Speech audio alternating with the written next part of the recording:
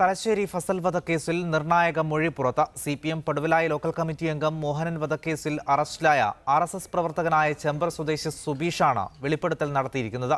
താനടക്കമുള്ള RSS പ്രവർത്തകരാണ് കൊല നടത്തിയതെന്നാണ് വെളിപ്പെടുത്തൽ. സുബീഷിന്റെ മൊഴിയെ തുടർന്ന് കേസിൽ പുനരന്വേഷണം ആവശ്യപ്പെട്ട് ഫസലിന്റെ സഹോദരൻ CBI കോടതിയിൽ സമർപ്പിച്ച മൊഴിയാണ് പുറത്തായത്. തന്നെ കൂടാതെ ഷിനോജ്, പ്രമീഷ്, പ്രഭീഷ് എന്നിവരാണ് കൊലപാതകത്തിൽ പങ്കാളിത്തം വഹിച്ചത്. RSSന്റെ കൊടികളും ബോർഡുകളും സ്ഥിരമായി തകർക്കുന്നതിലുള്ള വിരോധമായിരുന്നു കൊലപാതകത്തിലേക്ക് നയിച്ചത്. കൊലപാതകത്തിൽ പങ്കാളികളായ മറ്റു 3 പേരും ആയുധങ്ങളുമായി തന്റെ വീട്ടിലേക്ക് വന്നു.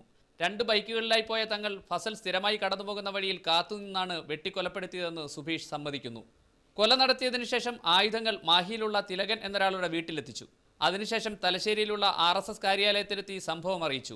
ഇങ്ങനെ സംഭവത്തെക്കുറിച്ച് വിശദമായ മൊഴിയുടെ വീഡിയോ പകർപ്പും സുബീഷിന്റെ ഫോൺ രേഖകളുമാണ് ഫസലിന്റെ സഹോദരൻ അബ്ദുൽ സത്താർ എറണാകുളം CBI പ്രത്യേക കോടതിയിൽ സമർപ്പിച്ചത്.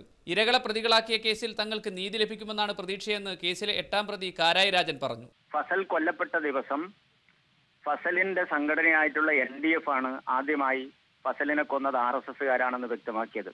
സുബീഷിനെ തല്ലിയിട്ടാണ് പറയിപ്പിച്ചത് എന്ന് പറയുമ്പോൾ 1.5 വർഷം മുമ്പ് എങ്ങനെയാണ് സുബീഷ് ഫോണിൽ കുറ്റം സമ്മതിച്ചുകൊണ്ട് മറ്റ് സഹപ്രവർത്തകരുമായി സംസാരിച്ച് രേഖയുണ്ടാവുക? നിരപരാധികളെ ഇരകളാക്കി വളരെ നികൃഷ്ടമായി വേട്ടയാടുകയായിരുന്നു. സത്യം പുറത്തു വന്നതിലും മാധ്യമങ്ങൾ ഇതെല്ലാം അംഗീകരിച്ചതിലും മനസ്സിലാക്കിയതിലും ഞങ്ങൾക്ക് പറഞ്ഞറിയിക്കാനാവാത്ത സന്തോഷവും സംതൃപ്തിയുണ്ട് എന്നാണ് അതിനെക്കുറിച്ച് പറയാനുള്ളത്. 2006 ഒക്ടോബർ 22 നടന്ന ഫസൽ വധക്കേസിൽ കൊടിസുനിയും കാരായി രാജനും കാരായി ചന്ദ്രശേഖരനുമടക്കം 8 പേരായിരുന്നു പ്രതികൾ.